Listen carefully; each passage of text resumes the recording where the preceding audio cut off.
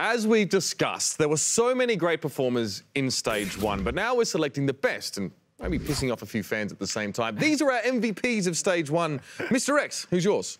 This is a really difficult decision to come to, but I ended up going with the London Spitfires Birdering as my Stage 1 MVP. Obviously, the London Spitfire, they take that final match against NYXL, but I think it's just overall throughout Stage 1, he was the one constant in their lineup throughout the entire thing. They're moving around all these different pieces.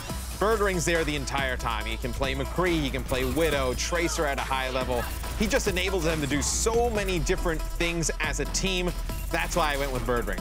Yeah, for me, I went with Fleta. So, yes, London did actually end up winning Stage 1. They're still not in first place in the standings, but Seoul Dynasty, I tend to look at MVPs and I say, who is the most critical player to this roster? And Seoul has struggled, and they've only really had 3 consistent players in Jae-Hong, Zunba, and Fleta. But Fleta's performance, without a true second DPS threat to help him out, has been so extraordinary. And I think that gives you hope for the Seoul Dynasty moving forward, because it's about getting another player on his level, whether that's through helping out with Bunny, Munchkin, or Wikid, or signing a new DPS player entirely. But Fleta has been on another level compared to the DPS players. Classic Korean Fleta enthusiast there, Monty. My MVP for the season has to be Meko. It's a start-to-finish season, right? We've got 5 weeks. This guy, in my opinion, has developed the greatest understanding of how to play the D.Va role especially, but off-tank in general has been incredible. D.Va, as a hero, has the most final blows in the league, so D.Va players making big impacts are having huge,